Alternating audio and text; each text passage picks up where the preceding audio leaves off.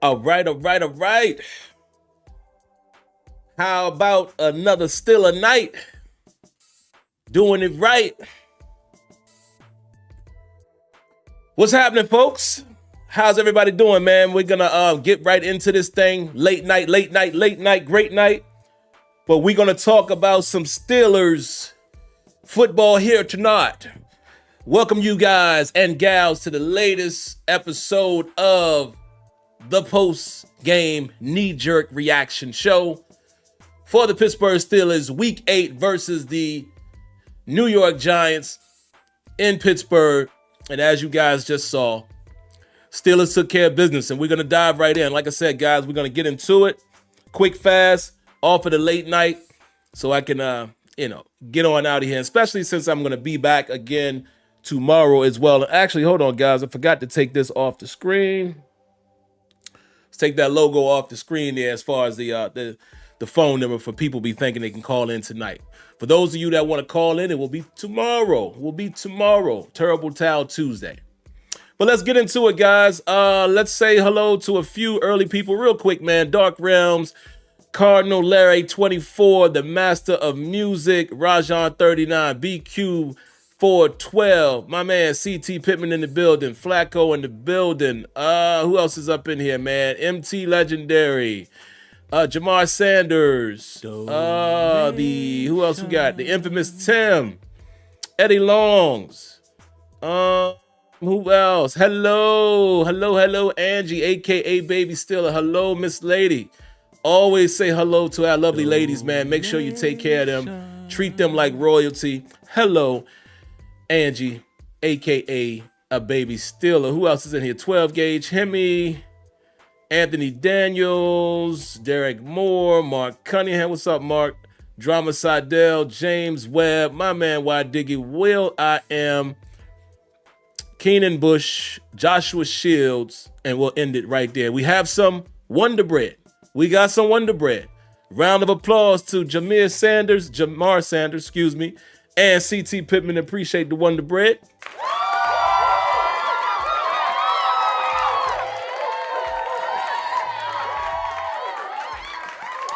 Matthew Brummel, what's up, man? He says 717 in the building. Yep.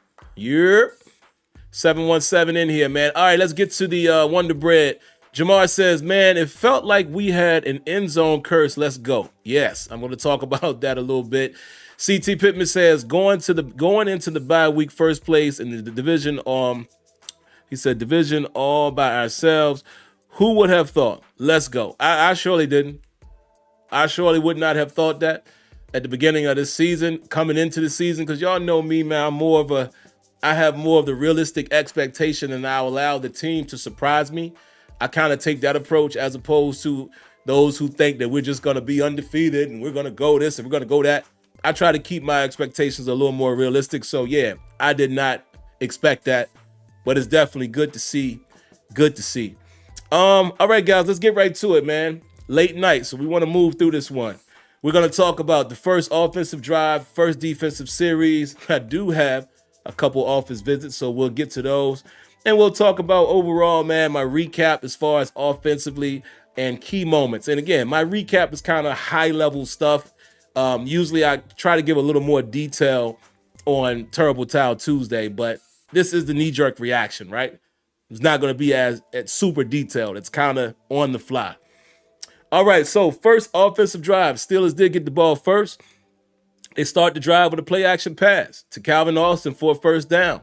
Second play was a run to Najee Harris for 5 yards. Right after that, next play to Van Jefferson for 4 yards. Brought up a 3rd and 1. Najee Harris picks up 10 yards. Najee Harris comes right back and picks up another 10 yards. Dexter Lawrence went out on that play, had something to do with his shoe coming off.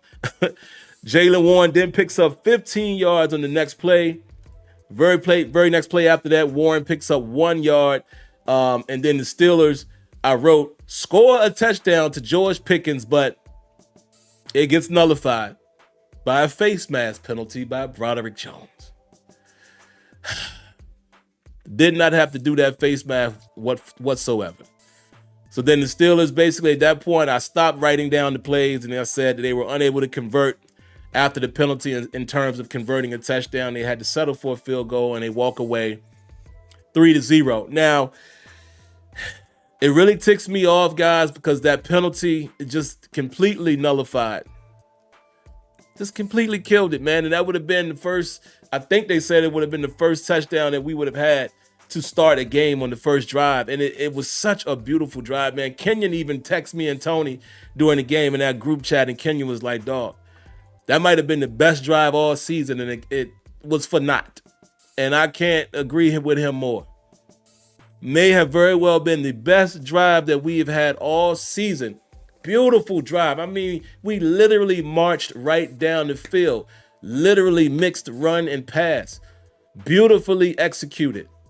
Again, guys, what I've said about Arthur Smith, I might talk a little bit about that too here in a moment, but I think Arthur Smith calls a good game. I think his play calling isn't bad. I do sometimes still, I don't always like us running into heavy boxes, but I think he does a good job with calling the plays, and when we execute, it shows. And like I've been telling you guys, I don't say it's a bad play call just because it doesn't work. I can see what we are trying to do even when it doesn't work. And we were spot on that drive, man. It's just, man, that hurt. But anyway, the Steelers were able to at least put some points on the board. First defensive series. The Steelers give up a big play to Slayton downfield. It was 43 yards, I think it was, on the fourth play of that drive. And then he got past Dante Jackson for that. Then Landon Roberts came back and was able to force a tackle for loss in the red zone, which was huge. Forced them into a 3rd and 7. Then the Giants were called for a delay of game, which was huge. Forced them into a 3rd and 12. And then from there, the Steelers were able to get them off the field on 4th down, holding them to a field goal. At that point, it's 3-3. And let's stop real quick, guys. Round of applause to James Webb. Appreciate that Wonder Bread.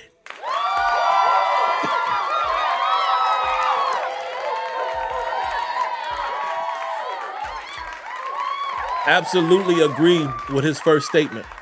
No easy wins in the NFL. That's why I don't understand, particularly our fan base, where we always, we're supposed to beat this team, we're supposed to beat that team. Dog, it's the NFL. Did y'all saw the Ravens lost to the Browns? What was the Browns yesterday? 1-5 or 1-6? And they lost.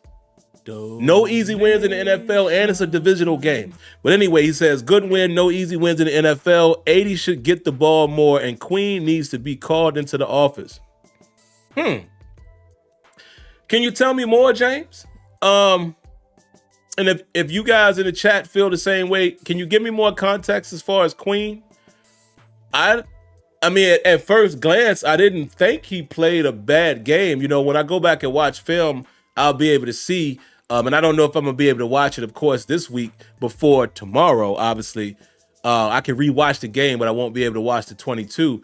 But I don't really recall too many times where Queen made a mistake. And, maybe on some of those runs, maybe he got mixed up in the wash, or maybe he missed the tackle. I don't know. But I can honestly say I didn't really see it so much on first watch. But if some of you guys feel that way, or if James feels that way, I'll definitely pay attention to it when I rewatch the game. But outside of that, I didn't think that I saw any moments where I looked at it and said, what's Queen doing? And absolutely, I would like to see Darnell Washington get the ball more. Andre Romero, appreciate the Wonder Bread. Oh, Andre, I'm gonna cut your round of applause off, man. Don't say that. I'm not gonna read that comment. I understand what you said, but don't say that. But thank you again for the Wonder Bread. But don't make me read that out loud, man. YouTube hear me say that and they mess around and flag my channel. Let me see. Kenya says Queen didn't play bad. The Master of Music said Queen was on the ground a lot. Okay. Derek Moore says Queen holding his own now. 12 Gauge says I feel like Queen did good tonight. What else? MT says Queen is soft. Oh, there you go. He says he's soft. Says he's soft when he runs busy through the A gap and B gap. Okay. And Angel the Matos says Patrick Queen so far has been disappointment. Okay. All right, so it looks like you guys are pretty mixed on it. RG Lee says Queen always has 2 or 3 plays when he's out of place. Okay.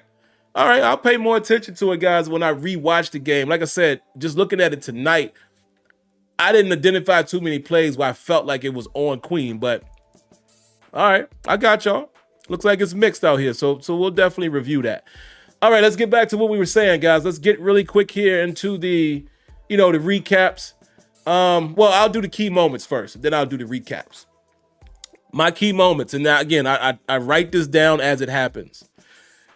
Steelers unable to score on the first 2 red zone opportunities. Wilson and Jefferson were not on the same page on that second drive, but that could have easily been a touchdown as well. That was one of those scenarios. Again, I know what people are going to say. Let me try to explain it to you guys a little bit as far as the highlight watchers. And again, I don't mean that disrespectfully, but I understand a lot of fans don't watch the ins and outs. They just look at the results and they see the highlights, and that's what helps them to determine if something was good or bad. On that play, I clearly could see how some people who don't really know what was happening would probably say, oh, Russell Wilson, that was a bad throw there. It wasn't. If you look at the play and you look at the replay, actually, you heard Troy Aikman say it himself.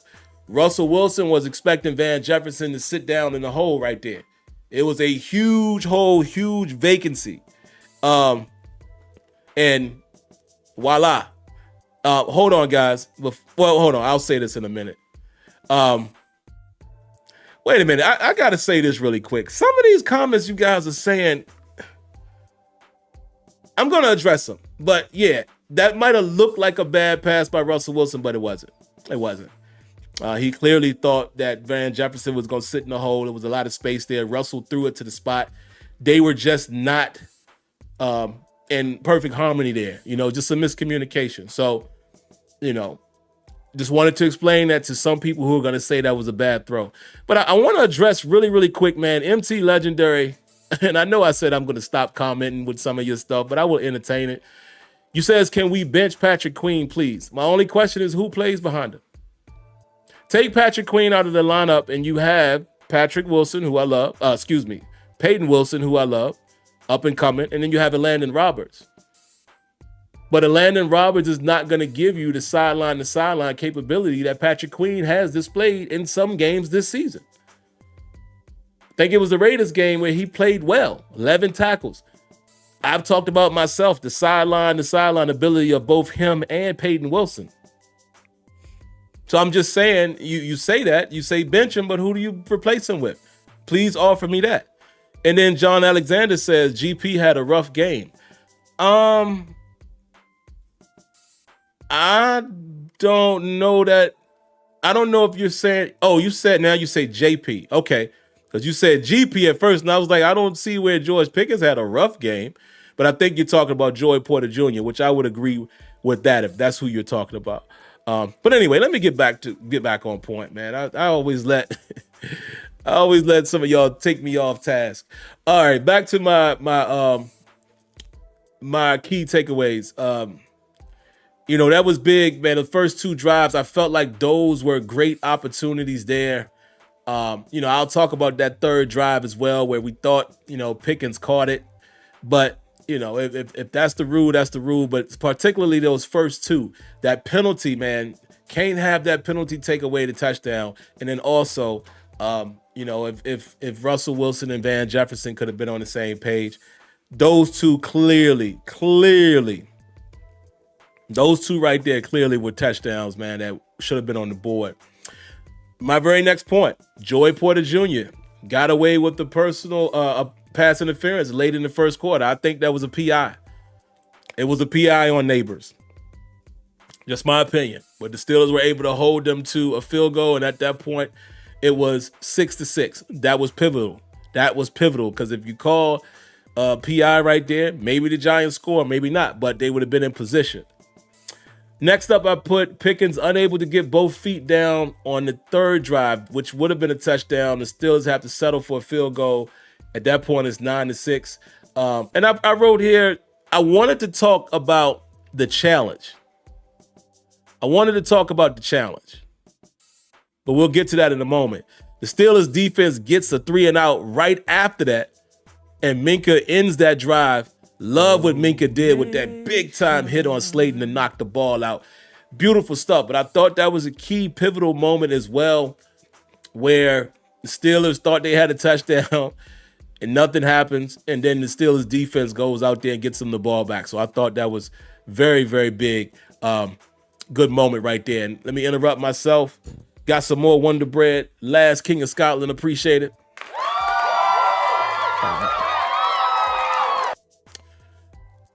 Thank you for your donation. That's all I'm going to say. I'm not even entertaining your comment.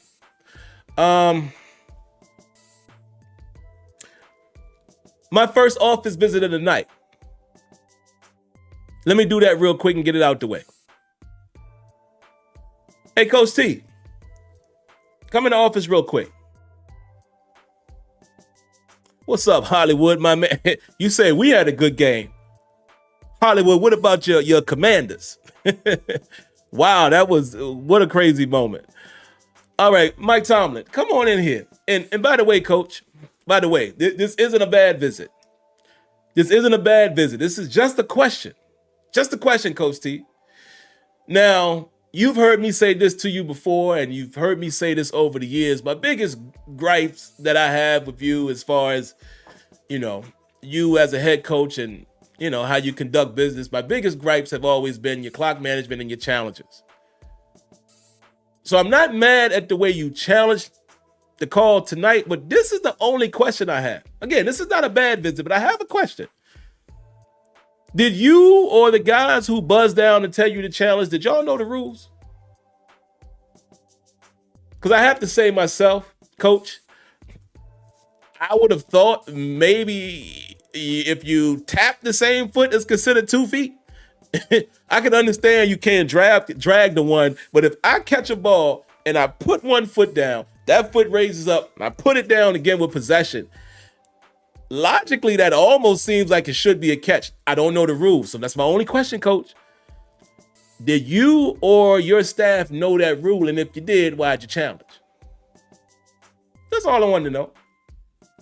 And the only reason why I'm bringing you to the office, because the challenging has always been a question of mine when it comes to you. So that's the only reason why. Other than that, good game, Coach. We appreciate you. What a great job you've done so far this season, getting this team to 6-2. That's all I wanted to know. So I come to you guys. How many of y'all knew that wouldn't be a catch? And be honest. Don't just say it to be cute. Be honest. Did y'all think that was a catch? I did not know. I'm gonna be honest with you. I did not know. And there are times, guys, when the coaches don't always know the rules. We've seen this, not even just with the Steelers. You've seen other games if you watch football the way I watch football, and even the commentators, you've seen games where it's stuff that happens and they like, oh, okay, I'd never seen that. So I don't know. Maybe they just threw a shot in the dark, but I did not know the rule. It just looked like a catch, but then I was kind of like, ooh, I don't know. Did he get the foot down? But it almost seems like, guys, if you got time enough to tap both, 1 foot twice, it almost confirms that it's a possession. But I don't know. I didn't know that. Some of you guys say, I knew. Okay, Eric Duffy says he knew. Smitty says, I knew it wasn't a catch because you need to feed 2 feet to establish yourself. Yeah, okay, yeah. So we all know that both feet. I'm just saying that most people know that, tapping both, 1 foot didn't work. John says he thought it was a catch. Ali says, I didn't. Thought 2 feet would count. Yeah. I didn't. Thought 2 taps was the same as, yeah. I'm with y'all. But, I appreciate you guys that say y'all knew. I did not know that. See, y'all see? That's why I tell y'all I'm one of the realest that you're going to find on this YouTube thing, because I don't fake, I don't front. I tell y'all straight up, I didn't know that. Did not know that. So I was hoping it was going to be a catch. But that's be my only question to Coach T, man. If y'all knew that, then why did you challenge it? But anyway, let's keep it moving. Next key moment of the game that I wrote down. Right after that, the challenge, and the Steelers get the 3-and-out, and that was a great, PBU, great hit by Minkah Fitzpatrick. The next thing I have is the Steelers get back-to-back sacks on the Giants on the first drive of the second half. and it took the Giants out of field goal range, which was key. But then the disappointing part is the Steelers go 3 and out right after that, okay? But then the Steelers defense pitches another 3 and out right after that. And then Calvin Austin returns the punt, 73 yards, making it at that point a 16-9 advantage for the Pittsburgh Steelers. And then even right after that, Steelers defense gives another 3 and out. So the defense finally got it going, because I was fussing at them early in that game, but they finally got it going, finally started producing some 3 and outs. So that was a significant swing. Like I said again, back-to-back sacks with TJ Watt and Alex Highsmith, forcing the Giants out of field goal range. They punt it to the Steelers. The Steelers go 3 and out. The Steelers defense comes right back, goes 3 and out again, and then Calvin Austin takes that punt. And not only did we get the touchdown there, the defense gave another 3 and out following that. So that was a huge swing. But round of applause to Eric McDuffie, man, for that Wonder Bread.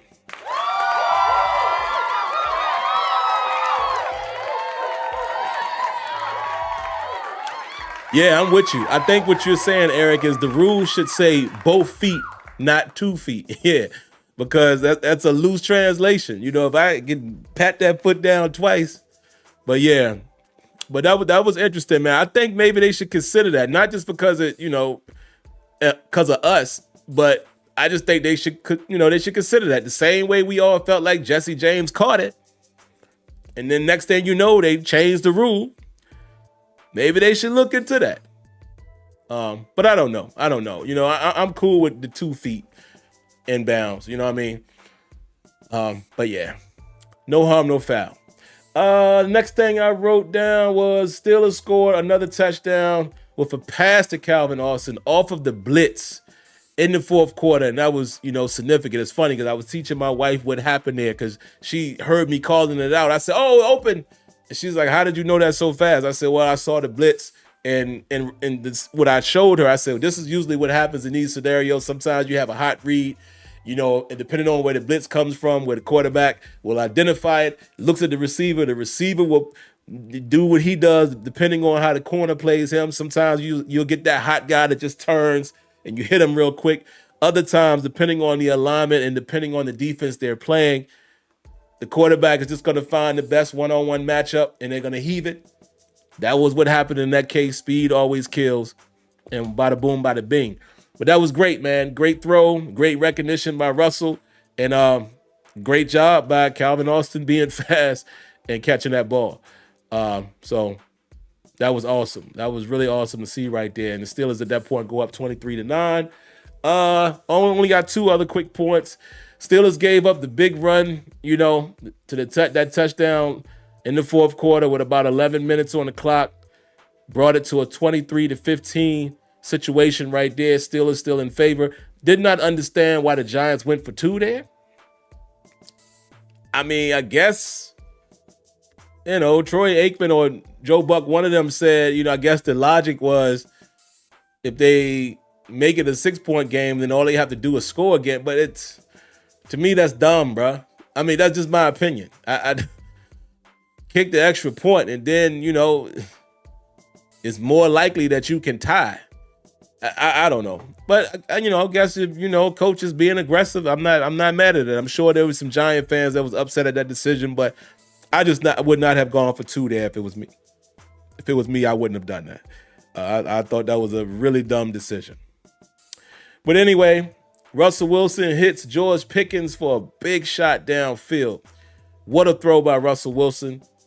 But the Steelers unable to cash in on the touchdown. They have to settle for a field goal. At that point, they make it 26-13. And then from that point on, man, y'all know the rest of the story. Russell Wilson scared us. Fumbled the ball with 4 minutes and 34 seconds left on the clock at that point. The Giants able to get the ball on the 37. And I wrote here, I don't know if you guys remember that. Why were we in the hurry-up offense at that moment? Do y'all remember that? We were in no huddle. We went quick. If I remember correctly, I think it was double digits on the play clock when he snapped the ball. And I'm thinking to myself, I'm telling my wife, why are we running? Why are we going quick right now with 4 minutes and something left in the game? Didn't make no sense. Didn't make no sense to me. Did not understand that at all, bro. But needless to say, we go quick. Russell gets hit, fumbles the ball. Giants get the ball back, and at this point, you know, you're tensing up. But that dog, y'all know who I'm talking about. That dog came through like he always do. TJ Watt gets a sack fumble on the very next drive. And then, you know, he was able to stop Jones on a scramble before that to limit a big play. So TJ Watt just making plays like he always does. And then, of course, after that, guys, to end the game, Beanie Bishop able to get the pick. Wonderful thing. And all in all, man, the Steelers walk away with this game, man, 26-18, I believe the final score was at that point. And there you have it. That's my quick recap of the game as far as my key moments. Now, really quick, let me just talk about, man, my recaps as far as little things that I just want to talk about. Offensively, man, 3 trips in the red zone and no touchdowns. We can't have that. Cannot have that. I know, again, one of them was negated by penalty. The other one was due to, Russell Wilson and Van Jefferson not being on the same page. The other one, George Pickens, making a monstrous catch. I mean, ridiculous catch, getting hit in the process and unable to get that left foot down. Good play by the defender, but I mean, what a catch by George Pickens. And sometimes it falls that way.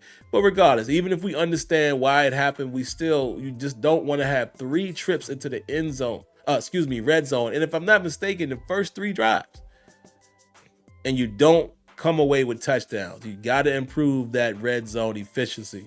Steelers got the run game going very early in this game. Very early. It was good to see that. We was running the ball. I mean, at halftime, I don't remember what he finished with, but Najee was 10 for 82. Beautiful. Steelers offense also was going up-tempo early. I wrote that. And this was early in the game. I wrote that probably mid-second quarter, maybe closer to the end of the half.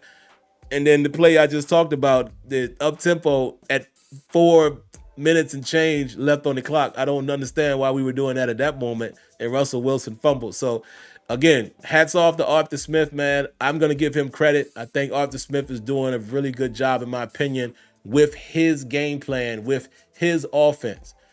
A lot of times y'all have given him criticism when it didn't work. But if you look at it, when we execute it, you got to give him credit. Don't just say a play is bad or play calling is bad when it doesn't work. You also have to acknowledge what was the intent.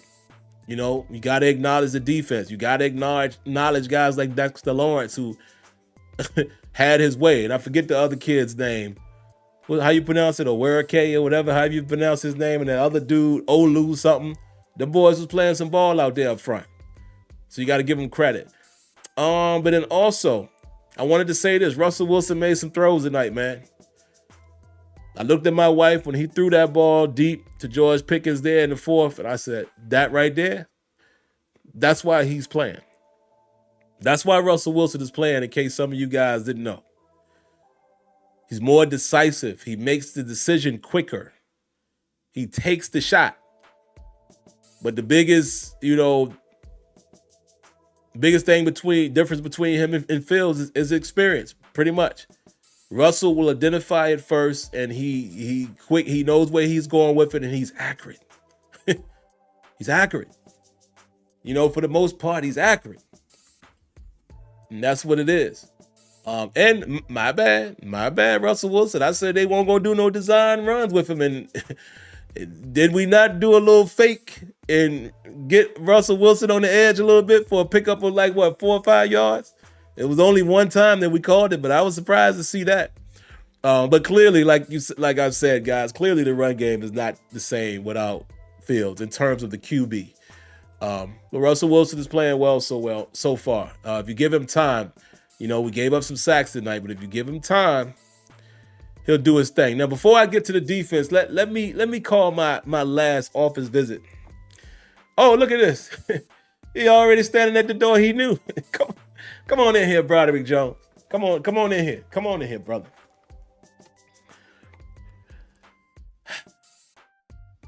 Broderick. Let me just say this. Going into this bye week, you really got to work on your consistency, man. I'm not gonna say you're trash. Some people are gonna say that. I always try to give a kid, benefit of the doubt, give you some time to develop. You're only in your second year, I get it, but dog, you gotta play better. You have to. That's all I'm gonna say. You gotta play better, Broderick. You're doing stuff that don't need to be done. That face mask didn't even need to occur. Why did you do that? Why is your hands up there in the man's face? And when it gets up there, you yank the face mask. Took a touchdown off the board, bro. Why you do that?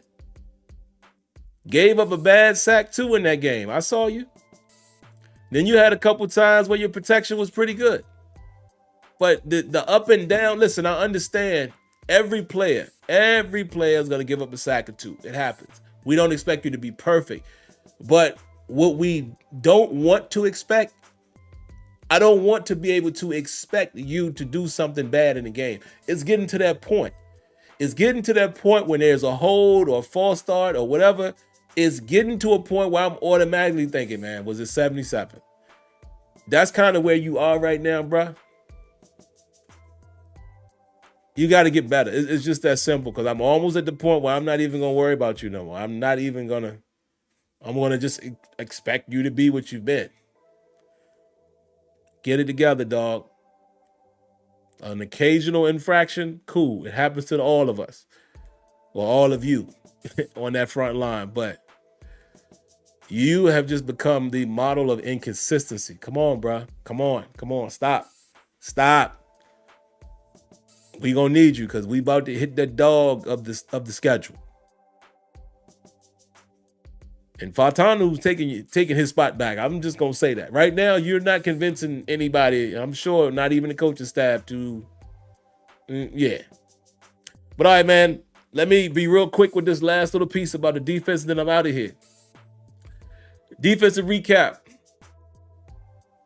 Number one, I didn't understand why Joey Porter Jr. was not shadowing Malik Neighbors.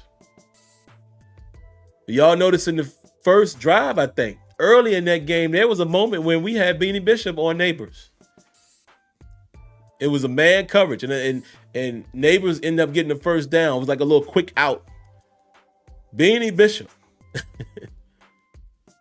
was on Neighbors, and I'm like, what are we doing? I don't know why we haven't had Joey Porter travel, but I will say this, Joey Porter Jr., you this close from being called to the office, bro. This close. Didn't have the best game tonight. Come on, JPJ. Come on. Let's get it going. Also, Giants was able to run the ball, man. I keep telling you guys, man, yes, we have a great defense for the most part, but we don't have great moments all the time. We are one of them teams that we're great just off of statistics, right? If that makes sense. Yeah, you're right, Kenyon, but there was one time when Beanie Bishop was on him on the outside too. So I understand they move Neighbors around and you get them caught up in mismatches, but still, I'd rather us just allow Joey Porter Jr. to follow that boy if he on the outside. If he slip inside, maybe, you could try to get Bishop or somebody on him. But yeah, I got you though. That could be a reason. Another thing real quick, guys. I noticed we played a lot more man coverage tonight. We did. I'm cool with that. You gonna beat me or I'm gonna beat you. Looks like we played more man than we did zone. We started playing a little more zone later in the game, when we built the lead and kind of letting them bleed the clock a little bit. But I'm not mad at that. Even though our cornerbacks got exposed a couple times. I ain't gonna say exposed. I'll just say they got beat a couple times. It happens to everybody. But even when we played man, it was some of them times when we were playing that off-man coverage was when we were getting beat, giving up too much cushion still. But I did like us being a little more aggressive and say, all right, we're just going to get in their face. Cool, but stop bailing. If you're going to get in their face, play close. Stop making them bail and you giving them inside yardage. I don't know. Listen, I'm not a coach, man, so I got to respect it. And then last but not least, man, our defense just simply gives up too many big plays. I've been saying this to you guys all season. We give up too many explosive plays. Too many. I'm okay if a team just like Hank Schramm, what's his name? I don't know if I'm gonna say his last name correctly, but y'all know who I'm talking about, the old coach from the Chiefs. Matriculate down the field. I'm okay if a team just can sustain a drive and they just put some points up. Every NFL team is going to get points. But I do not like those explosive plays that happen all the time. But that's all I got for the defense, man. Good job individually. TJ Watt, Alex Highsmith, Beanie Bishop. Just to name a few. Saw Cam Hayward getting some pressure a couple times. Hank Schramm, that's his name. Yeah. I couldn't remember how to pronounce his last name. But yeah, guys, that's what I got on that. But I'm going to go ahead and get up out of here, man. Again, I'll be back tomorrow. Let me put this on the screen. Tomorrow, guys, Terrible Towel Tuesday, where I will have you guys call in, give your thoughts, concerns, questions, etc., etc. For those who are not looking at the screen, the phone number is 619-924-0818. I repeat, 619-924-0818. And we will talk more tomorrow. But all in all, man, a good win. Very, very good win for the team. They're going to go into this bye 6-2. I think maybe in the bye week, we get time to sit back and reflect. And I have not forgotten about... definitely have not forgotten about the steel table. Well, we're going to try to make this happen very, very, very soon, man, so you can hear myself and Kenyon go back and forth, and give you guys our thoughts on the team. Maybe we'll do that next Tuesday since we won't have a game to watch this coming weekend. So we'll see. But outside of that, man, I appreciate you guys tuning in. I appreciate everybody hanging in there with me tonight. 6-2 Steelers, baby. Gotta love it. Gotta love it. I know I do. But that schedule about to get tight, baby. It's about to get real. We about to see who we got. We about to see. But all right, man, y'all have a great rest of the night, man. Get yourself some sleep. If you're on the East Coast like me, it's already a little bit past midnight. Have a wonderful night, man. Have a great day tomorrow. Before y'all go, I'm going to always ask you guys to stay safe, stay healthy. God bless. Good night. Like always, thank you for tuning in. I shall catch you in the next one. See y'all tomorrow. Peace.